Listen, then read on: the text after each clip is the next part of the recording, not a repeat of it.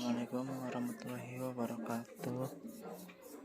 Perkenalkan, nama saya Hidayat Denoli Siva dari kelas 03 TMMS P013 jurusan Teknik Mesin.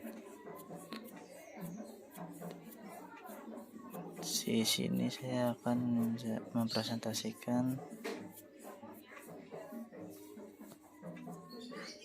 mata kuliah Mekanika Fluida. Jenis aliran dalam saluran terbuka. 1. Tujuan mahasiswa mampu memahami konsep dasar mengenai jenis aliran pada saluran terbuka. B. Mahasiswa mampu mengerjakan soal mengenai jenis aliran pada saluran terbuka. 2. Deskripsi mater. Konsep dasar. Cahaya dapat diangkut dari suatu tempat ke tempat lain melalui bangunan pembawa alamiah ataupun buatan manusia. Bangunan pembawa ini dapat terbuka maupun tertutup bagian atasnya. Saluran yang tertutup bagian atasnya disebut saluran tertutup atau kloset. Saluran terbuka bagian atasnya disebut saluran terbuka. Sungai, saluran irigasi, selokan, estuari merupakan saluran terbuka. Sedangkan terowongan, pipa, aqueduct, terowongan gorong, dan sifon merupakan saluran tertutup. Dalam bab ini akan dibahas tentang dasar-dasar hidraulika saluran terbuka dan saluran tertutup, terutama yang ada kaitannya dengan perencanaan sistem drainase. Pada saluran terbuka akan dibahas klasifikasi aliran, terminologi dan sifat-sifat saluran, serta perencanaan dengan sistem drainasi, misalnya gorong-gorong dan sifon. Definisi aliran dalam saluran terbuka maupun saluran tertutup yang mempunyai permukaan bebas disebut aliran permukaan bebas atau free surface flow, atau aliran saluran terbuka atau dalam kurung open channel flow. Dalam buku ini keduanya mempunyai arti yang sama atau sinonim. Permukaan bebas mempunyai tekanan sama dengan tekanan atmosfer. Jika pada aliran tidak terdapat permukaan bebas dan aliran dalam saluran penuh, aliran yang terjadi disebut aliran dalam pipa atau dalam kurung pipe flow, atau aliran terekam atau pressurized flow. Aliran dalam tidak mempunyai tekanan atmosfer akan tetapi tekanan hidraulik. Dalam saluran tertutup kemungkinan dapat menjadi aliran bebas maupun tekanan pada saat yang berbeda. Misalnya gorong-gorong untuk drainase pada saat normal alirannya bebas, sedang pada saat banjir karena hujan tiba-tiba air akan memenuhi gorong-gorong sehingga aliran tertekan. Dapat juga terjadi pada ujung saluran tertutup yang terjadi aliran bebas sementara ujung yang lain aliran tertekan. Kondisi ini dapat terjadi jika ujung hilir saluran terendam atau dalam kurung submerged.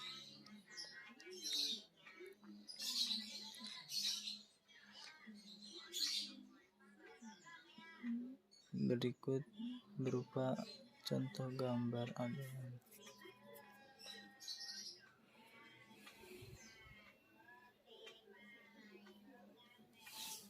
Aliran permukaan bebas pada saluran terbuka. Aliran permukaan bebas pada saluran tertutup B. Dan aliran tertekan atau dalam pipa C. Zat cair yang mengalir pada saluran terbuka mempunyai bidang kontak hanya pada dinding dan dasar saluran tertutup dapat berupa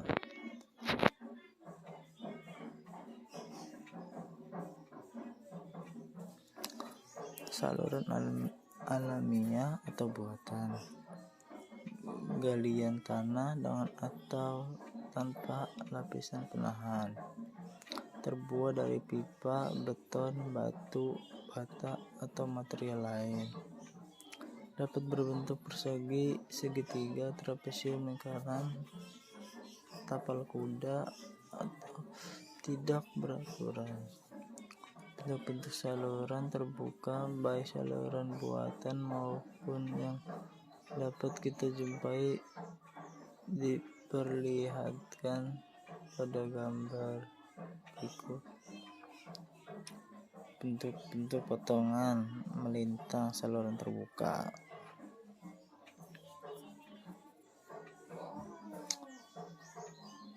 Klasifikasi aliran. Aliran permukaan bebas dapat diklasifikasikan menjadi berbagai tipe tergantung kriteria yang digunakan berdasarkan perubahan kedalaman dan atau kecepatan mengikuti fungsi waktu. Aliran dibedakan menjadi aliran permanen atau state dan tidak permanen atau unstate. Sedangkan berdasarkan fungsi ruang, aliran dibedakan menjadi aliran seragam atau uniform dan tidak seragam atau non-uniform. Aliran permanen dan tidak permanen. Jika kecepatan aliran pada suatu titik tidak berubah terhadap waktu, maka alirannya disebut aliran permanen atau tunak atau state flow. Jika kecepatan pada suatu lokasi tertentu berubah terhadap waktu, maka aliran disebut aliran tidak permanen atau tidak tunak atau dalam kurung unstate flow. Aliran flow garis bawah aliran permanen state garis bawah seragam uniform garis samping berubah fluid garis bawah berubah lambat laun atau ground garis samping berubah tiba-tiba atau rapid. Aliran tak permanen atau unstate garis bawah seragam atau uniform garis samping berubah atau varied garis bawah berubah lambat atau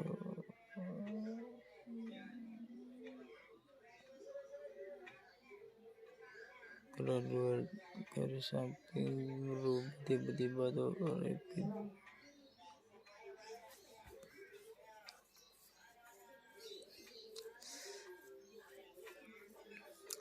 Klasifikasi aliran pada saluran terbuka. Dalam hal-hal tertentu dimungkinkan mentransformasikan aliran tidak permanen menjadi aliran permanen dengan mengacu pada koordinat referensi yang bergerak. Penyederhanaan ini menawarkan beberapa keuntungan seperti kemudahan visualisasi, kemudahan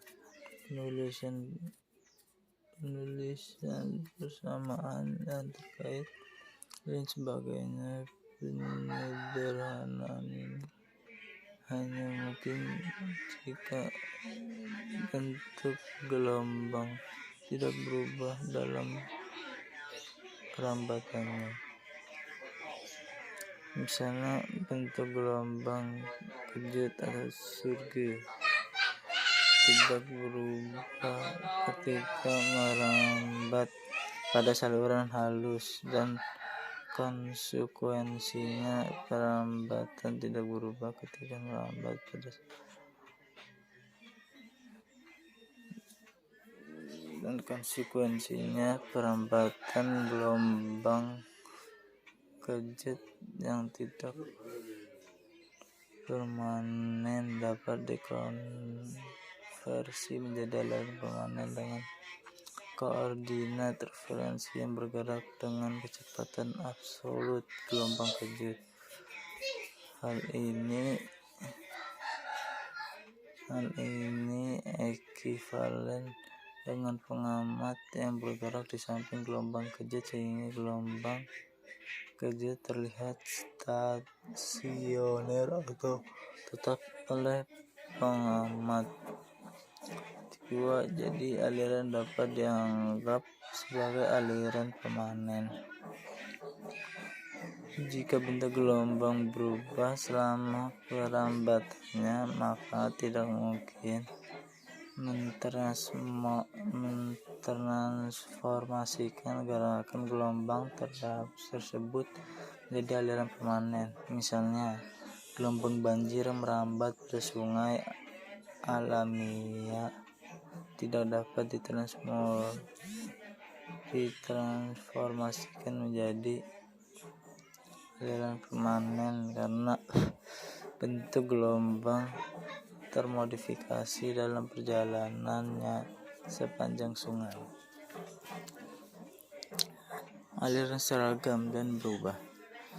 Jika kecepatan aliran pada suatu waktu tertentu tidak berubah sepanjang saluran yang ditinjau, maka alirannya disebut aliran seragam atau uniform flow. Namun, jika kecepatan aliran pada saat tertentu berubah terhadap jarak alirannya, disebut aliran tidak seragam atau aliran berubah, atau disebut non-uniform flow or varied flow. Bergantung pada laju perubahan kecepatan terhadap jarak aliran dapat diklasifikasikan menjadi aliran berubah lambat laun atau gradually varied flow, atau aliran berubah tiba-tiba atau rapid varied flow. Aliran laminer dan turbulen.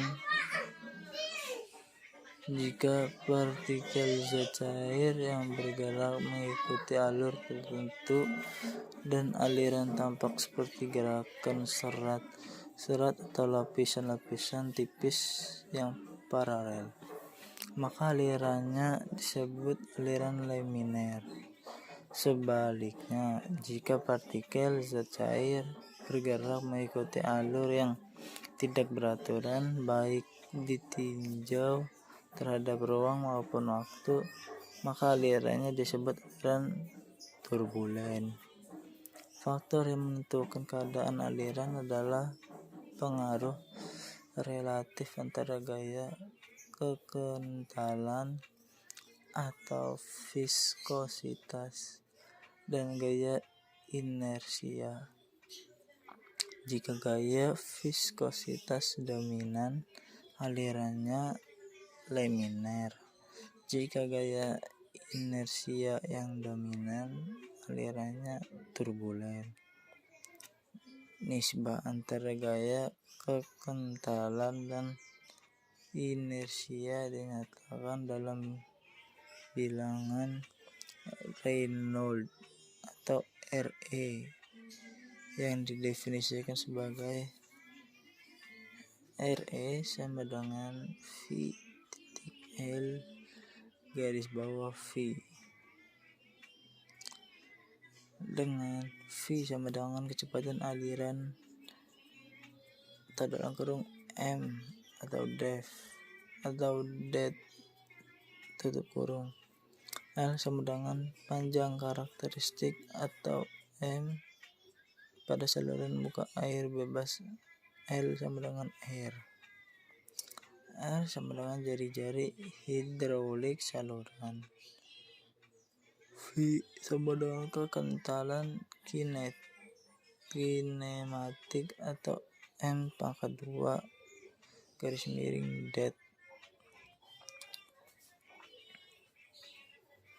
Tidak seperti aliran dalam pipa, di mana diameter pipa biasanya dipakai sebagai panjang karakteristik.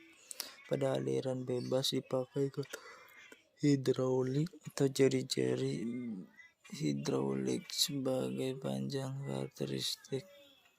Kedalaman hidraulik didefinisikan sebagai luas penampang basah dibagi lebar permukaan air. Sedangkan jari-jari hidraulik didefinisikan sebagai luas penampang basah dibagi keliling basah. Batas peralihan antara aliran laminar dan turbulen pada aliran bebas terjadi pada bilangan Reynolds, Re plus garis bawah 600 yang dihitung berdasarkan jari-jari hidraulik sebagai panjang karakteristik.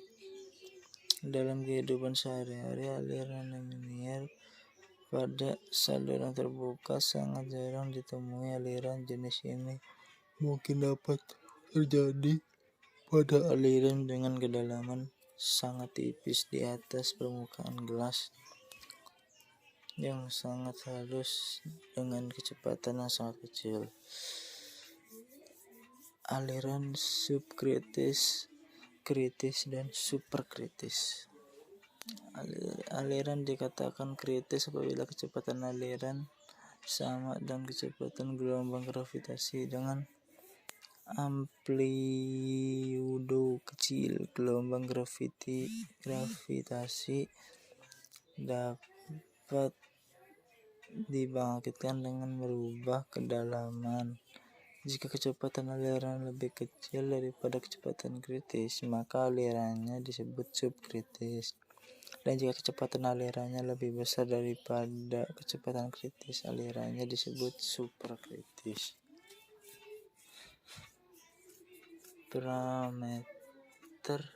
Parameter yang menentukan ketiga jenis aliran tersebut adalah nisbah antara gaya gravitasi dan gaya inertia yang dinyatakan dengan bilangan Freud atau